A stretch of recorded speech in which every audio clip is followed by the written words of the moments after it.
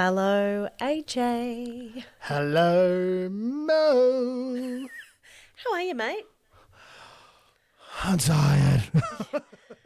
Right. I'm so tired. Same, right? Just this real, this hustle of life is really taking it out of us, isn't it? Yeah, We're coming into winter. yeah. My heat bag is out, keeping me warm at night. It's just that getting into Right. that winter blues, getting into that winter blues. Right. Yeah. Where if you don't drink your tea fast enough, your tea's going to go cold.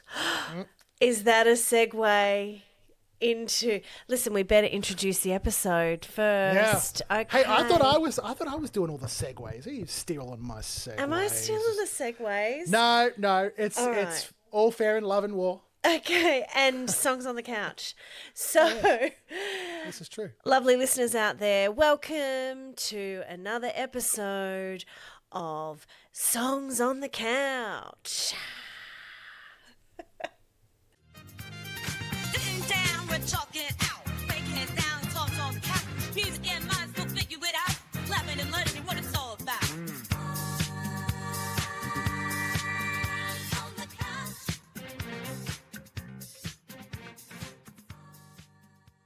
Songs On the couch.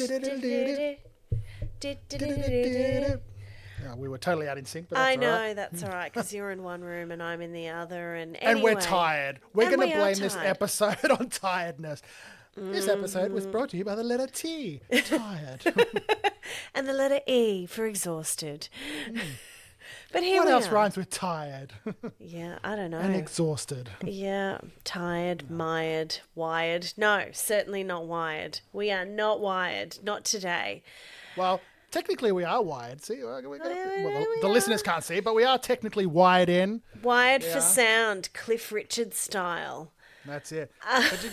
But Yeah, what? you know how you were struggling to rhyme words, put words together. Yes. And there have been people out there in the world that have said there are words that cannot be rhymed. Well, this artist that we are presenting to the couch can pretty much rhyme every single word. Yeah, he can rhyme anything. man. He can rhyme He can- anything. He can make it work. He can rhyme non-rhyming words with syncopation. That's what he can do. Tell us, AJ, who are we bringing on over to the couch today? Oh, we are bringing on over one of three, I would say, Detroit's best artists to come out of that state. The other two being That Iggy city, Pop. the state's Michigan. Cities. Oh yeah, well sorry, the city. I know. Hey, Just we're not like from how America. I got- I don't know. Like Just I like how I got assume these things. Alberta mixed up That's true. last Yeah. episode when we were talking about Katie Lang. I thought Alberta was a city. It's actually a state. I can't even you remember go. what the Canadians call it. Province? Maybe. Yes, that's right. Yeah, the province. Yeah. Yes. Anyway, one of three, in your opinion, in your humble opinion, My humble opinion. one of the three best artists to come out of Detroit, Michigan. Yep. Yeah. Jack White. Right. White Stripes and many other bands and solo things that he's done. And producing. He's got his own shops. Iggy Pop, which pretty much, was one of the American staples of punk. Like One of the before punk was Godfathers. punk, he's the godfather of One punk. of the Godfathers. He was doing punk in the 60s before punk was even thought of in the 70s. Like he was, Yeah. anyway. And then our next listener is in the Listener, artist, next artist. See, we are tired. You're tired. So yeah. tired. Our next, well, look, if this next artist is listening to this episode, goddamn, that'd be awesome. But I'm sure this artist does a lot of listening to other artists as well. He does. Yeah, I mean, yeah. But One of the- anyway, one of the greatest, I'd say, rap artists of the. Well, no, he's still 20th century, not 21st century. Eminem, yeah, and the song that we're doing is "Stand." right. 6.5 minute story Yeah, that is what blew him up, essentially. right. Yeah. Is it? Or, I mean, I don't know. There's so many interesting tidbits. But Wow. before we get into the interesting tidbits. I mean, I got a little something to say. Is that okay? Yeah. Oh yeah, of course. Yeah. Shall we Can just? I? I'll just sit back over here. So interesting because we have had our first bit of hate mail. And Yeah. but this relates to Stan. So Stan, you know, This is true, yeah. as a word was a name for the character in the Eminem song who happened to be, you know, a stalker fan, which I think the word Stan has been it's a portmanteau, which is stalker and fan, Stan. Yeah. Anywho, so interesting that we've had our first hater, who is Jules from the YouTube channel Lang Sense, which is a KD Lang Stan page. Oh, And I just, right. who said on our last episode Oh. something like, what did they say on our last episode? They said, let me look at the comments. Because listeners, we get thousands. We gotta sort through all of those comments. I can't even find the comments. But it was something like, I'm sorry, but that was horrible to listen to. Which is cool, right? So we did the episode on KD Lang's Constant Craving. And so one of KD Lang's stands from Jules from Lang Sense said on our last episode that it was terrible to listen to. And that is cool, Jules. Like, I just want to set the record straight. I just want to say, Jules, we don't make these episodes for stans because I can imagine it was terrible for a stan to listen to because we've not done the deep dive really. We give a basic overview of what we know, basic overview of interesting tidbits. The layman's terms of interesting tidbits. The layman's interesting tidbits. So I can imagine it would have been torturous for you to listen to, Jules, because you would have done the deep dive over and over again. You would know KD Lang's cats' names, right? You would know what sort of car that KD drives. Probably a Subaru. I don't know if you know the Subaru legend. Do you know the Subaru legend? No.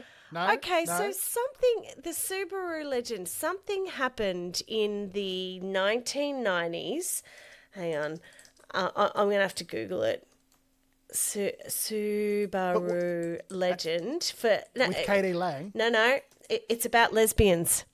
Oh, right. Yes. Oh, okay. Yeah. I was like, what's this got to do with KD Lang? No. Like, is she sponsoring Subaru or something? Like? Yeah. No, well, there is a love affair that lesbians have with Subarus because essentially when other car companies were terrified of alienating mainstream consumers, Subaru hired the marketing agency of Mulray and Nash, which specialised in the queer market, to capitalise on their unexpected lesbian consumer base. So apparently lesbians love Subarus. I'm sorry to the lesbians out there who don't love Subarus, but anyway, Jules from Lang Sense would know that lesbians probably love Subarus and maybe KD owned one. I don't know if that's true, but what I'm getting at... Wow, okay. Just bear with me. Just bear with me. As I'm loving this ride. Are you on board?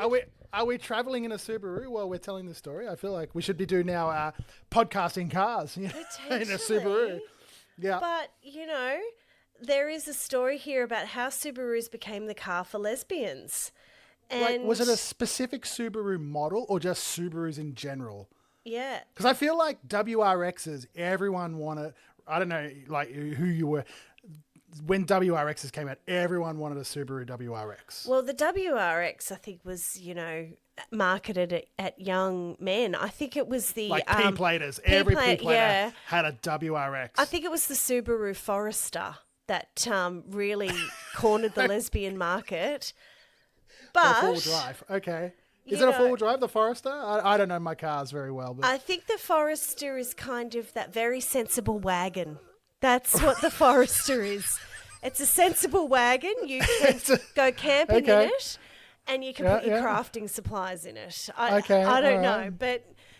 but anyway, so during the early 1990s, the executives at Subaru saw a steady decline that needed to be combated. They hired a hip young ad agency that failed in its first attempt to fight the large car corporations for the classic car buying demographic of white male 18 to 35-year-olds. So for a take two, they changed their strategy by trying to market to niche groups. That were thoroughly researched and found to be willing to pay a slightly higher price for a car with all-wheel drive that was described as sturdy if drab. They also wanted groups that could be targeted with strategic campaigns geared towards their unique demographics. And here are the groups that they found. Teachers and educators, healthcare professionals, IT professionals, outdoorsy types, and coming in at number 5, lesbians. Wow. Okay? So when they did the research, they found pockets of demographics and they targeted their campaign to those 5 consumer segments of the market. And I don't know. I think it's a very long bow to draw that KD Lang might have. She might have had a bit more money than is required of a Subaru Forester.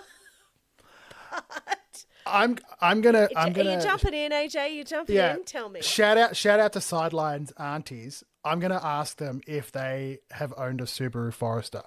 Okay. Right. Yeah. Okay. All right. Sideline Sally. Put it in the comments. Just like Jules from Lang Sense.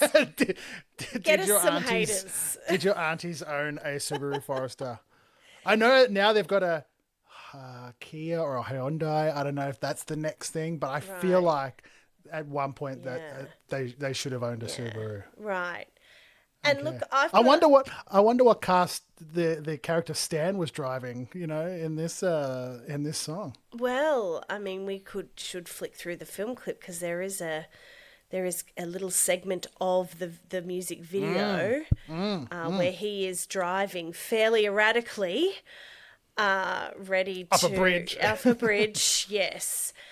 Right, and I should say that I've got a bit of skin in the lesbian Subaru game. I should say, because my mum was actually gay, and so yes, came out later in life. But she never owned a Subaru. Anyway, let's go back. That's amazing. Okay, let's cool. No, she owned an MG convertible, which is a midlife crisis, and it's a story for another time. And nobody. No air supply was played in that car. No air supply was played in that car. The air supply was played in the Hillman Hunter that we had. That's it. Yeah. Anywho, going full circle. So, Jules from Lang Sense. Sorry, we didn't give you the Stan version of, an analytical discourse about KD Lang's constant craving. We know it was probably very boring and torturous for you because you've done the deep dive. You know the ins and outs. You know the intricacies of the whole KD thing. We just can't deliver on that. We are just doing broad brushstrokes here at Songs on the Couch. Broad brushstrokes here. Like a Van Gogh painting. We're just throwing it and seeing if it sticks. That's it. That's what we're doing. So Stans, take We're not ready to chop our ear off, though. No, we are not chopping our ear off for this art. No, not ready to chop our ears off. No. But Stans, just take note that, it's probably going to be pretty boring for you. If you've already done the deep dive, you're going to hear a lot of data that you already know about. But for the general populace who's like, oh, yes, I remember that hit from the early 2000s, or was it the 90s? No, 2001. 2001. I remember that hit from 2001. And I might just pop into Songs on the Couch to hear a few interesting tidbits. A few little interesting tidbits, then you are welcome. But we still welcome the Stans. Oh, we welcome the Stans. We welcome everyone. You are so welcome. So welcome here. But just know that you... Any comments welcome. We'll take it. Hate, love, whatever it is. We've got pretty thick skin. Everything in between. Yeah. We've got pretty thick skin, unlike Stan, who is the topic of this track. But let's get first into the interesting tidbits. What do you Very got nice. for us, AJ? Very Tell the good nice. people out there what's going on. Let's talk. Shall we talk? Let's talk some stats first, because this album, It's got some stats. Is it stat heavy? it's stat heavy. It blew up, but surprisingly, it blew up everywhere but America. Stop it. Yeah. You know who loved it? We loved it. The Aussies Australians. loved Eminem. Can I? The UK loved Eminem. Europe loved Eminem. America reached 51 in the top 100. But in Australia Really? and Europe and UK, number one, baby. We loved it. Can I tell you a funny story about Eminem?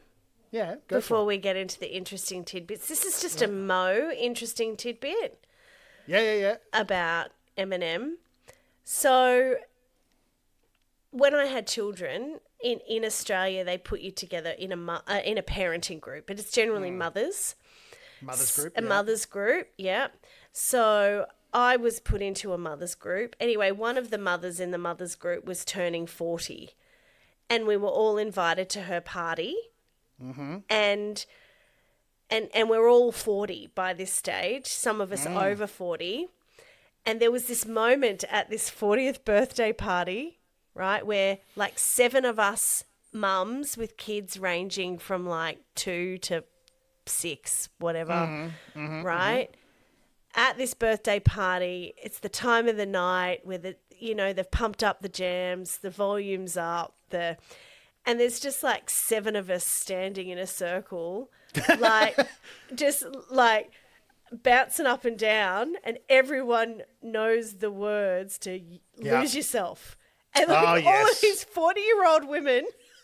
And were you doing this? Yeah, we were headbanging. We were like, not headbanging, but yes, we had the arms up. The and arms flapping, the arms flapping up and down. The arms Were flapping. you pretending to hold a microphone with one arm flapping? Yeah, just Yeah. like, I don't know. All in sync. All in Yeah. sync. 6, 7, 8, 40-odd-year-old women. Yeah, like, loving it. Loving bouncing up and down, arms flapping to lose yourself. But we're not here for lose yourself. We're here for Stan. No. So, tidbits, right. We loved it in Australia, and these Loved it. us 40-odd-year-old women are a testament to the love of Eminem. Well, I think a lot of people thought he was very talented and handsome. Very talented. Yeah. You can't comment on the handsome, but Well, sure. Why not? Sure, why not? Yeah, okay.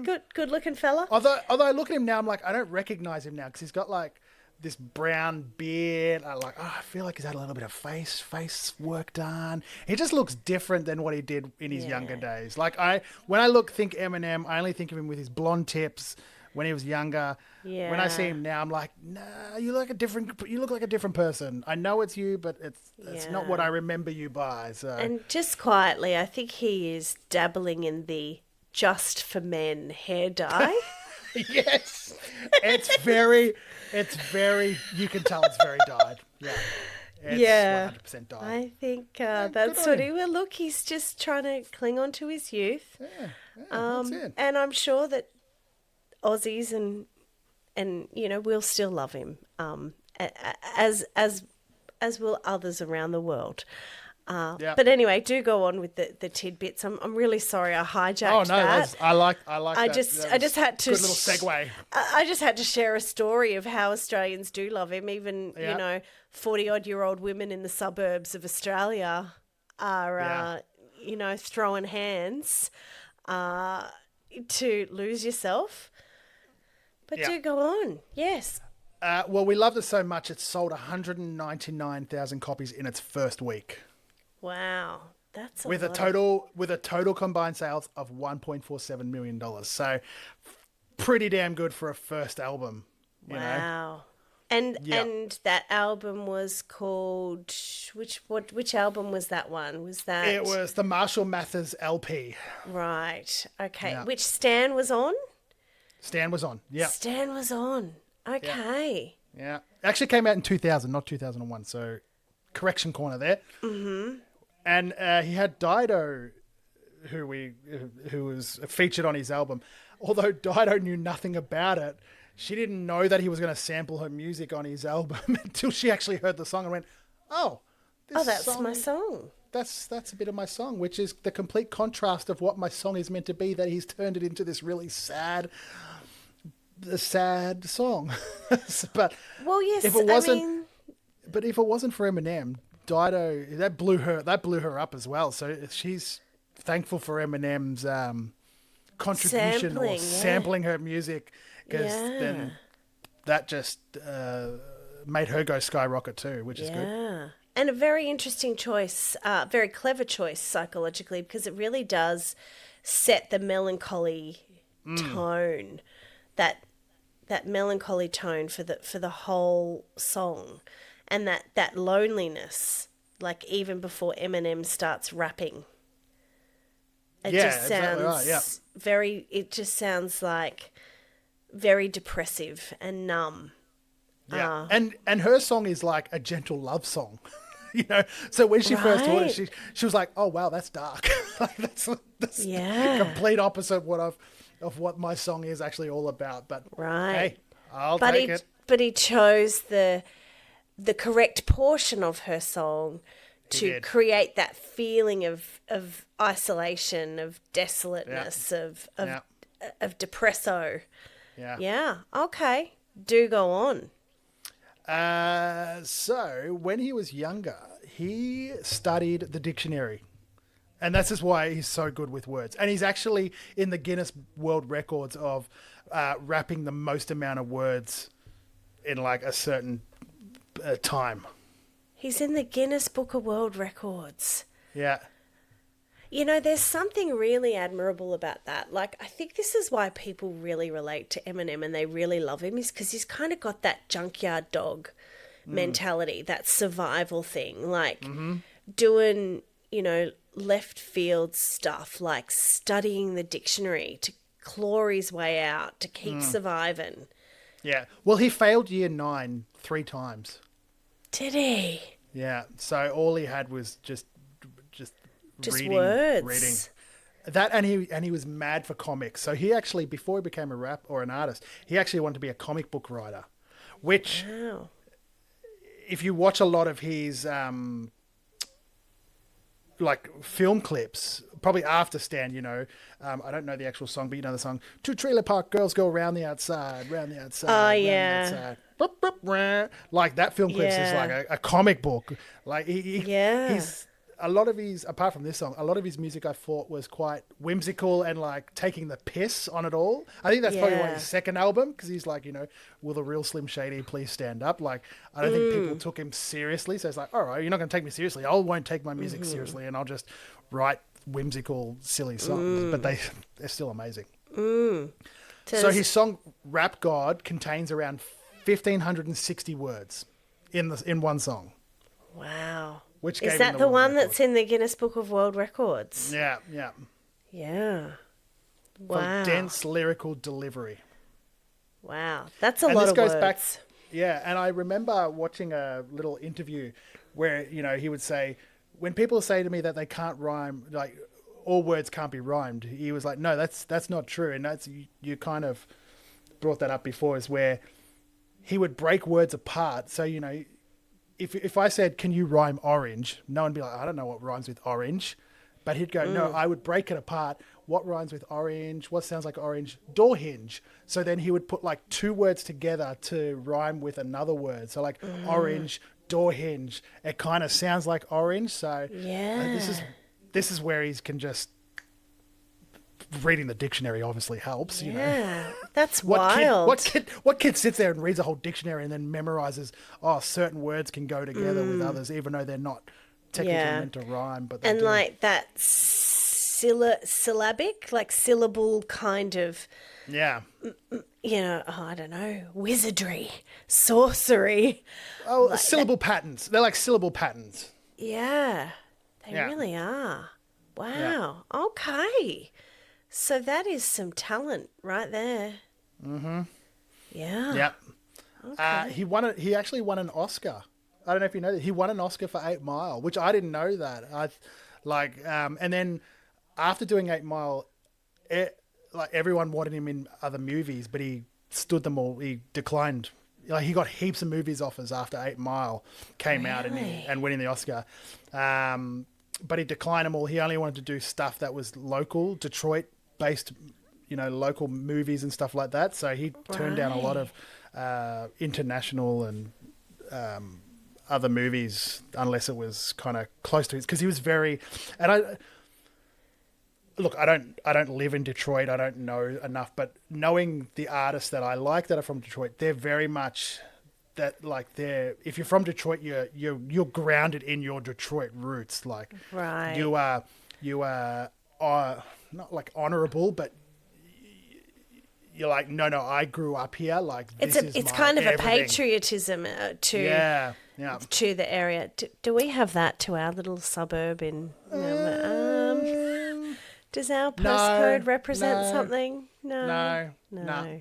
Well, look, and like if you know the basic history of Detroit, there's so much identity there. It was so progressive, and it was. And then all of a sudden, just got all shut down. The car. It was the state or the city for car industry manufacturers, and then they all closed shop, and then.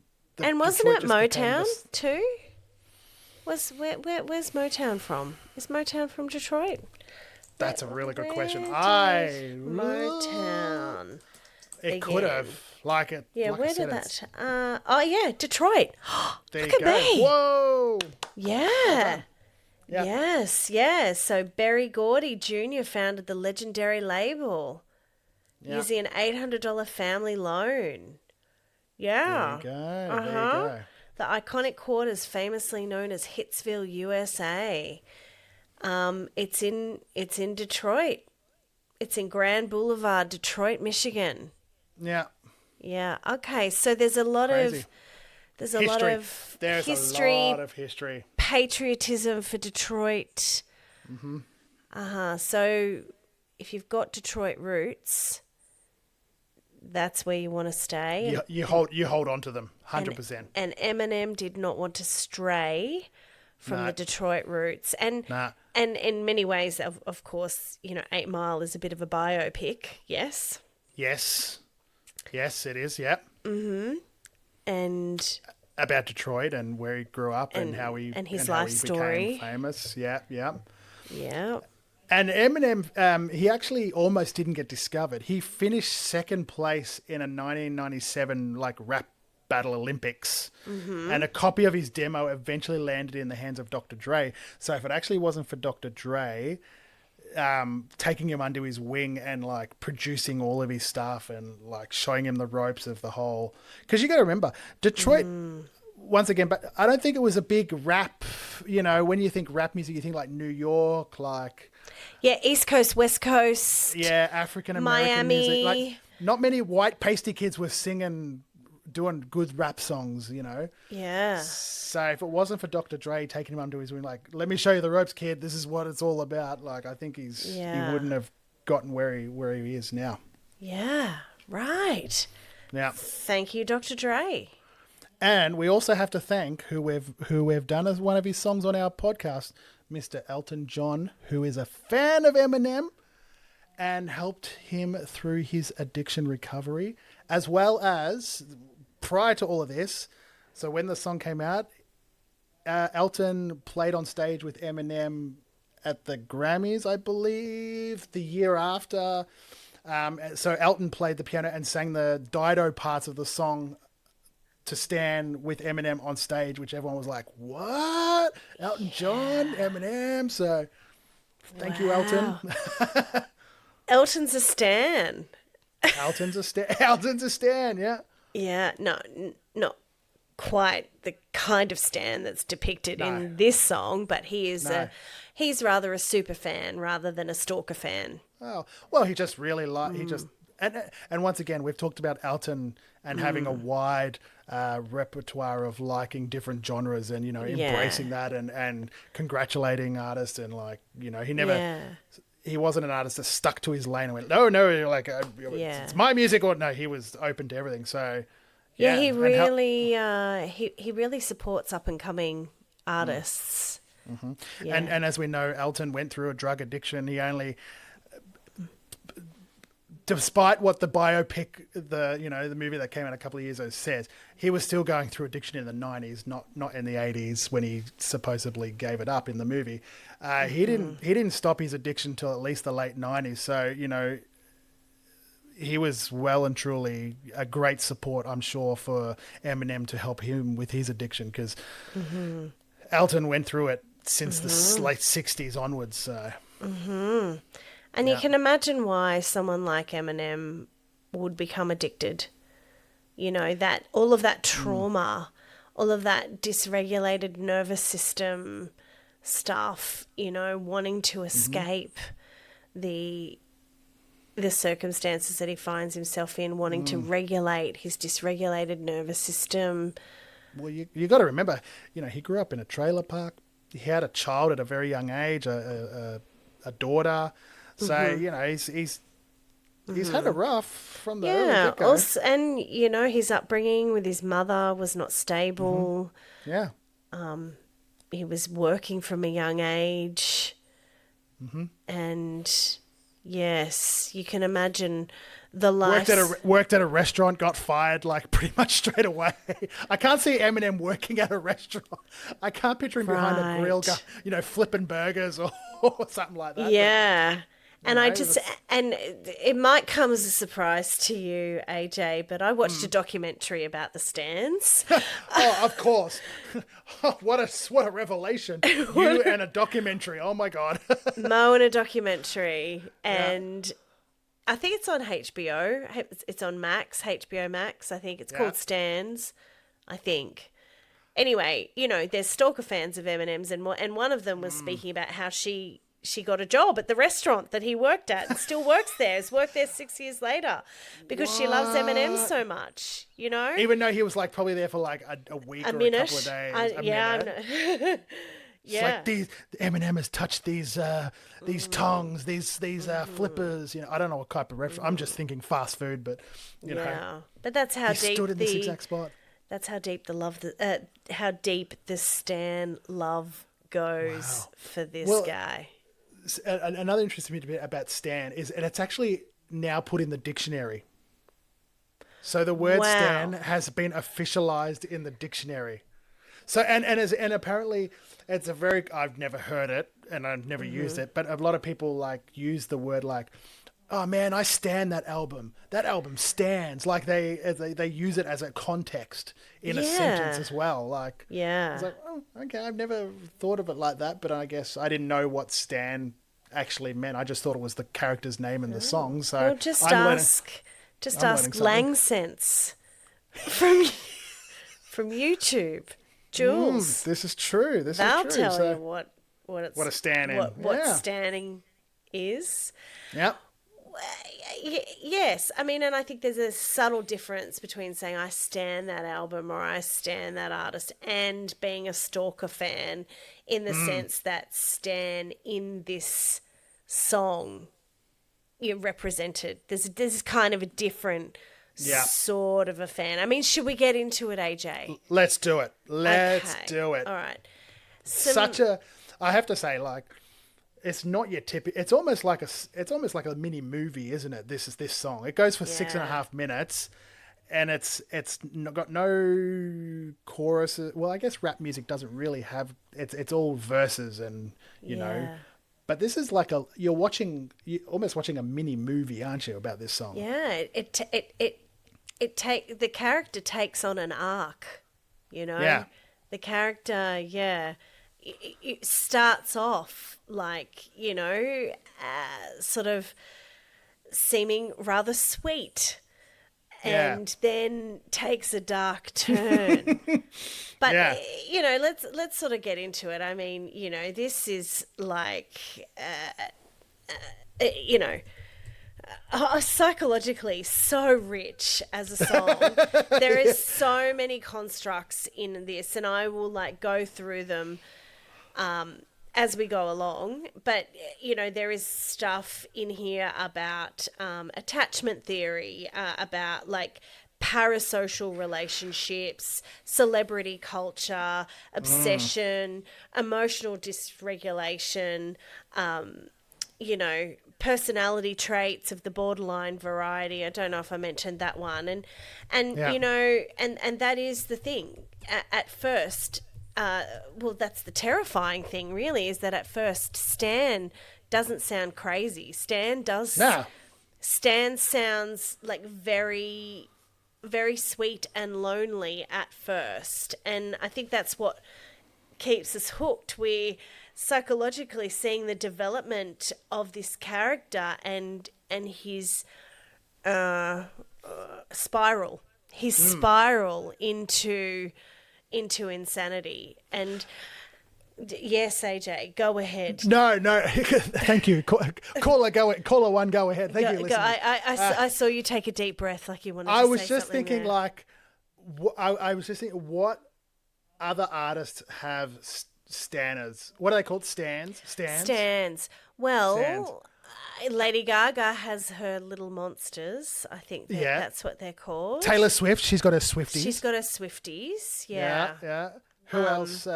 Justin Bieber. I guess he had these Beliebers. Oh, yeah, it is Beliebers. Yeah. Beliebers. So they're not like stan. They've progressed from the word stan, and now they've just like we are like Swifties. Like they've formed their own cult. Almost. Yeah. I mean, but what's the difference between? Well, I suppose this is the thing. The difference between a fan and a stan is this thing that we call a parasocial relationship, right? And this is one of the things that Stan, in Eminem's Stan, feels like he is in, is this parasocial relationship. It's a one-sided emotional attachment. So a single-sided where one person feels deeply connected to another, but the other doesn't even know that they exist, right? And it's of course. something that happens with famous people, you know, like before the now, like, you know, in the 80s and 90s it was musical artists, you know, movie stars, maybe some sort of, I don't know, media personalities like radio hosts or, you know, things like that. That's traditionally, you know, the parasocial relationship would happen with those kind of people. But now that we have such a diffuse amount of media, it's now happening with influencers, podcasters, Twitch streamers, you know, even TikTok creators, all of that. We're having parasocial relationships. We're feeling very, very deeply connected to people because people on this media are revealing so much of themselves, so much of their history, their self, their vulnerability. It's very easy to attach to because as humans, we just want to be mirrored. And when we see ourselves in someone else, which is what can happen when others on the end of the camera are so vulnerable, we see so much of ourselves, we can then, that opens the door to have a parasocial relationship, a deep connection with someone, but it's one-sided. It's only, you know. And I guess the one artist that unfortunately suffered the fate of Stanism, I'm going to say Stanism because I don't know what other word to use, is John Lennon. Yeah. He unfortunately, he was that was the one that chaotic fan just had to shoot him. and that's what happens. It can happen in a parasocial relationship when there is a bit of delusion and there is rage that the relationship is not becoming reciprocal. Then the rage gets targeted and the rage can be discharged like it was in, I can't even remember John Lennon's murderer. Was it Hinckley? Was it? I'm not sure. I can't remember. Yeah, I don't know his name, but anyway. So rage generates when relationships aren't reciprocal and people don't know how to regulate that. You know, we learn lots of lessons early in life, like you can't always get what you want. You can't be pushy with people. You can't hold people emotionally hostage. If people don't want to be around you, you have to accept the rejection, all of that sort of stuff. But when these lessons are not entirely internalized or learned, we can end up with a parasocial relationship. And, you know, what that looks like with Stan. Like Stan doesn't really sort of merely admire Eminem. Like he experiences Eminem as like a friend, an attachment figure, an emotional container, someone who is like him, like sort of this maybe template of identity of who he wants to be, who he aspires to be, and also this sort of fatherly substitute, because he probably projects onto Eminem that because you've made it and you're famous and you're doing the thing, you must be responsible and containing and Or he probably thinks that like Eminem started at the bottom where the Stan character is, and he's now made it. It's like, oh well, then So what about me, man? You got to help a brother out. We were both in the same trailer park together. Like, I'm still in that trailer park, but you got out of it. So he becomes aspirational to Stan, and then Eminem becomes psychologically important to Stan in a way that like exceeds reality.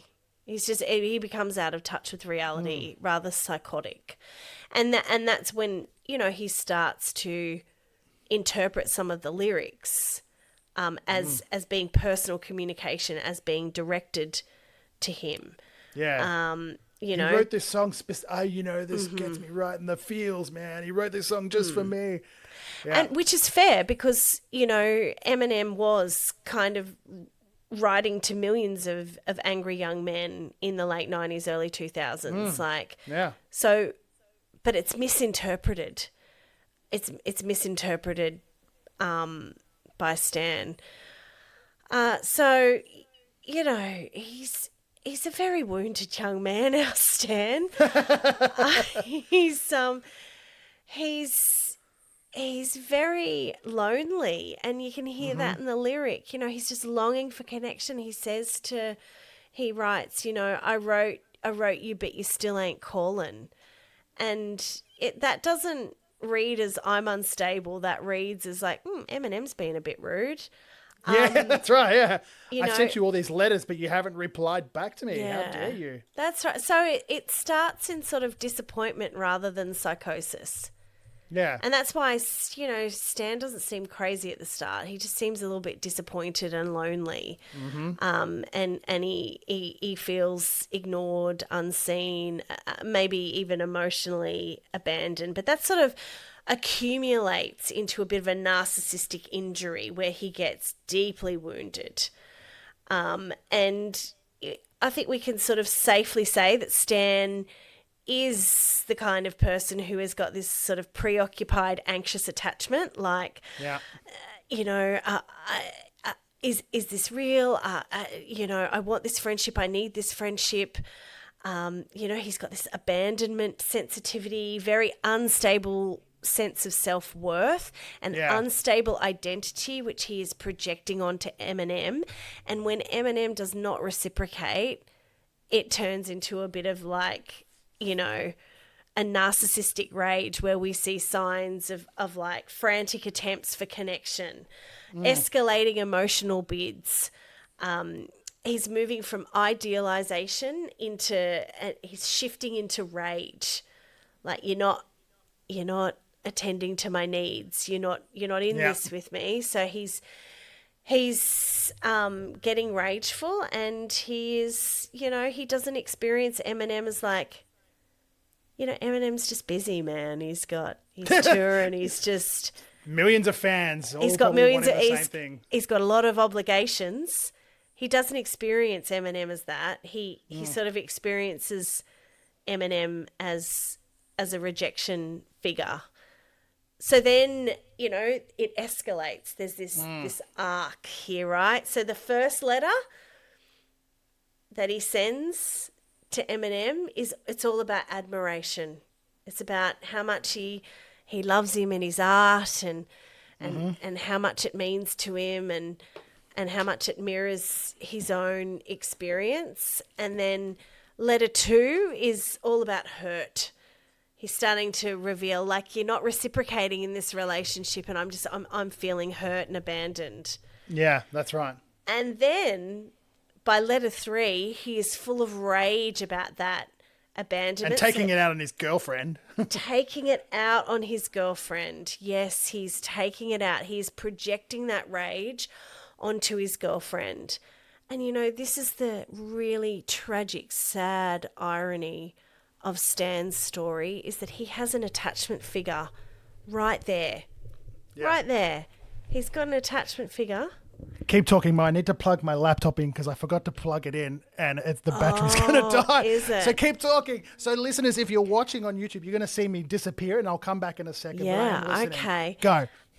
So the sad irony was that Stan has this beautiful attachment figure ready to be taken up, right? Like she's there, she's pregnant with his child. Yeah. And he can't attach to her because he's in this narcissistic parasocial relationship with Eminem where all he wants to do is look at his own reflection. And, you know, so then he gets rageful and entitled. He's like, well, you know, right. I deserve this. I deserve your attention. And like, why are you ignoring me? You're evil. You're terrible. Yeah. So. But then he eventually writes back, which is like the. He does. He really does. He writes back, and when he, when he writes back, he, you know, that twist is brilliant, right? Because he finally responds in a way that.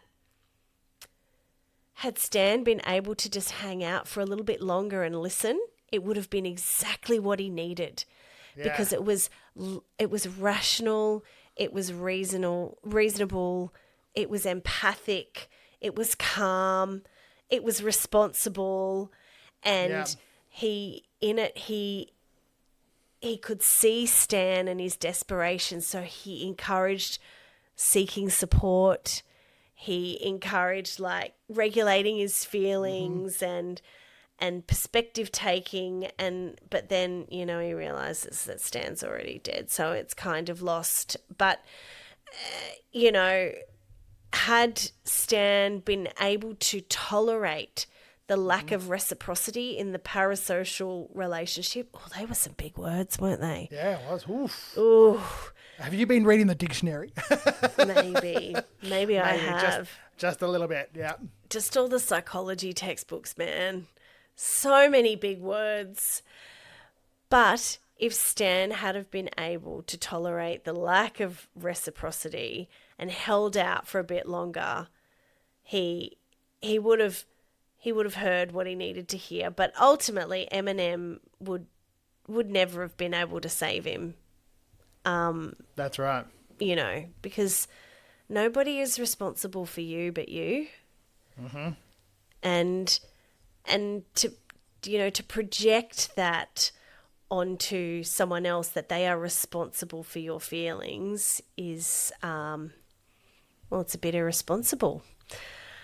And it's a bit emotionally immature. He hasn't quite developed the skills that he's needed to regulate his feelings. And that's kind of a bit, you know, AJ, I don't know, I'm banging on a bit, but I'll keep going. No, I'm listening. I'm here. I haven't fallen asleep. Okay. I might be tired, but I'm still here. Okay, I'm plugged in. I'm wired in. I'm still here. Okay. I'm wired in.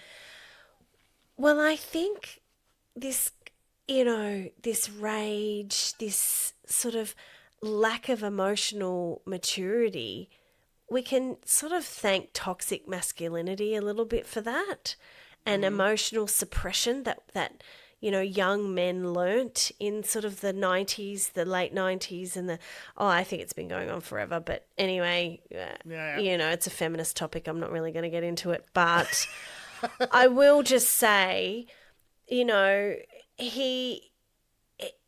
Stan is really overwhelmed, but he lacks emotional literacy, right? And he's never been socialized in a way that has shown him that it's okay to be vulnerable. It's okay to say, hey, I'm lonely.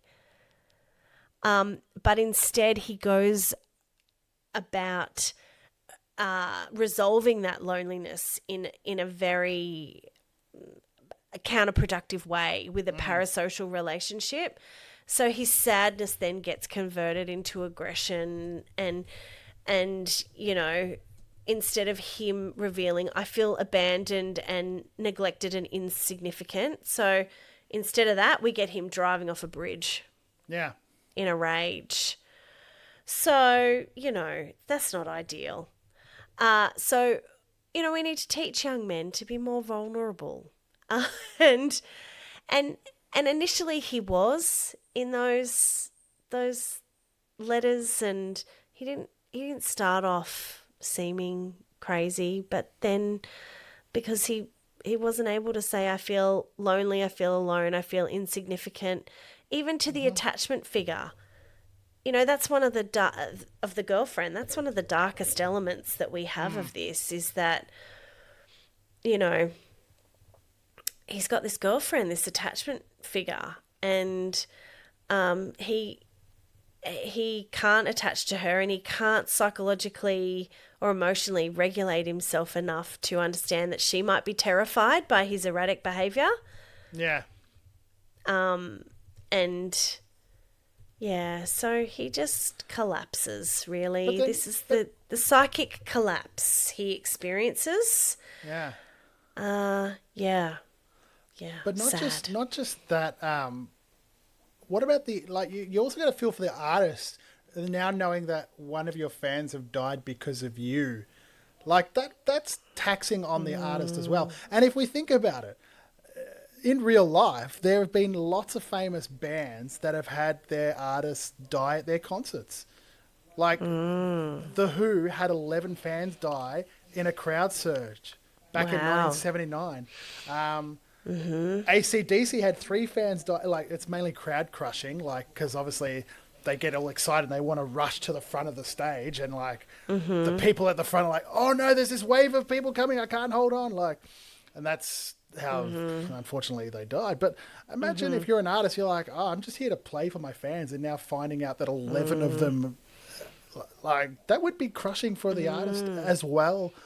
Imagine the psychological damage the artist goes through hearing that, okay, there's one thing to obsess over me, but then the next thing that they've actually died over me. Like, that's insane. And things that are out of artist's control as well. Like, I'm just as you speak, I'm thinking of Ariana Grande and the I think it was Manchester bombings. And fans were injured and died, and yes, and this is a very, very difficult part of fame, I think, is that people, can run the risk of being harmed in the line of your artistic duty. Love. Artistic love, yeah. Yeah, that's right. People run, and like everything in life, we can try to do a risk management. We can try and manage risk. We can assess risk, and we can try to minimize harm and hazards. But ultimately, we have to radically accept that there's lots of things out of our control. But one thing that's in our control is that we don't have to be responsible for other people's feelings. If we are not intentionally hurting people and we are being mindful, what people do with our art is it's really their responsibility. Well, that's right. It's like, when Metallica got blamed for, I think a fan went on a rampage and went and murdered some other people, but not blamed Metallica, but was like, their songs helped me fuel the... So it wasn't Metallica's fault. He was obviously... He just was like, metal music, and was like, yeah, let's go! Like, yeah, clearly, just already disordered, already having difficulties with reality testing, emotional regulation, identity, ultimately, we are the only ones responsible for ourselves. guns don't kill people, people kill people, Yeah. Correct. Yes, that is right. Or we could, in the immortal words of my favorite drummer, who's unfortunately no longer with us, who completely avoided the limelight, and he said in his lyrics, with the song actually called Limelight, I can't pretend that a stranger is a long-awaited friend. So he stayed away from the public eye and the fans because he felt that I don't know you, so therefore I can't have a relation. I can't pretend that, I can have a relationship with you. Like, I appreciate that you're a fan of our music and you like my drumming, but I can't pretend that. That's I'm not going to put you in that false insecurity. Yeah. And that is, a very healthy perspective. And, and I think that there's, and this is probably a story for another time. And, we are coming to the end of our episode, but I think some artists do fan engagement really well. And I think that's people like Taylor Swift. She creates a collective consciousness at the helm without letting people too close. She reveals enough of herself so that people can know her. And I'm sure there's lots of people who think that they are in a parasocial relationship with her, but she's so vocal about these things and her perception of what's healthy and what's not that, I think that, she's doing fandom right. She understands her fans and she gives them what they want, but kind of keeps it healthy. And I'm not really sure what the dynamics of that are off the top of my head. But I think that there are some people who have a good, healthy engagement with their fans. Unfortunately, poor Taylor Swift, she had a fan die at her concert too. Really? So she's not immune to that. And that must be ultimately super hard. it was in Rio, and they unfortunately died of a heat stroke because of the heat, and they probably not proper, hydration. So it's not completely her fault, but still, like, for someone like her who's very on top of their fan game, their kind of touring game, you can't help it. No. You're right. As I said before, ultimately you can try and manage risk, but there are some things out of our control. Yeah. Managers and promoters, they promote the venue. They should be the ones, making sure that the fans have enough water if they know they're playing on a hot day. Like, that's it. Yeah. That some things are just out of our control. Yeah. Just as Stan's parasocial relationship with Eminem was out of Eminem's control. Mm-hmm. And Stan is the only one who could have regulated that, but instead it got psychologically messy. Now, keeping in mind, this is all fictional. This is not real, by the way. Stan is not a real person. This really didn't happen. This is just a really good story that Eminem made up that is actually... Well, it is true to a sense, not the character or the story, but it has happened in history. It has happened. It has happened in happening. history. Yeah, that's right. And that the word has now been coined, like it's a word that's been coined. It's in the dictionary. It's in the dictionary. It's in the dictionary, team. Yeah. He has certainly, Eminem has left his mark on celebrity culture and music culture, music history. He's left a lot of footprints in the sand. Yeah, he sure has. And there endeth the lesson, AJ. Well, I stand this episode. This episode was standing. I really stand it too, even if Langsense didn't love it. Sorry, Jules. But thank you. Thank you for your feedback. Maybe he was constantly craving. or she or they or them one of our non-binary friends. That's right. Yeah. That's right. So maybe. That's all right. But, until next time, we are constantly craving another episode of Songs on the Couch. So we will see you then. See you next time. Bye-bye. Bye-bye.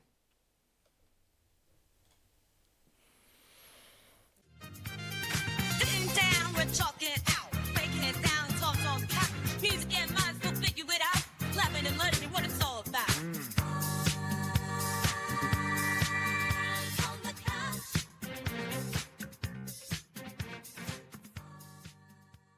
Thanks for tuning in to Songs on the Couch. We hope you enjoyed putting today's song under the microscope with us. And hey, the conversation doesn't have to end here. Join us over on Instagram, TikTok, and YouTube.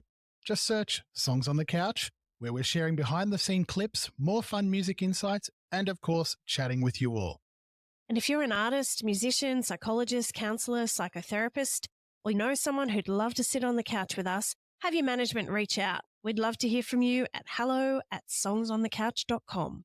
Follow us, subscribe, and let's keep rocking out together. Catch you next time on Songs on the Couch.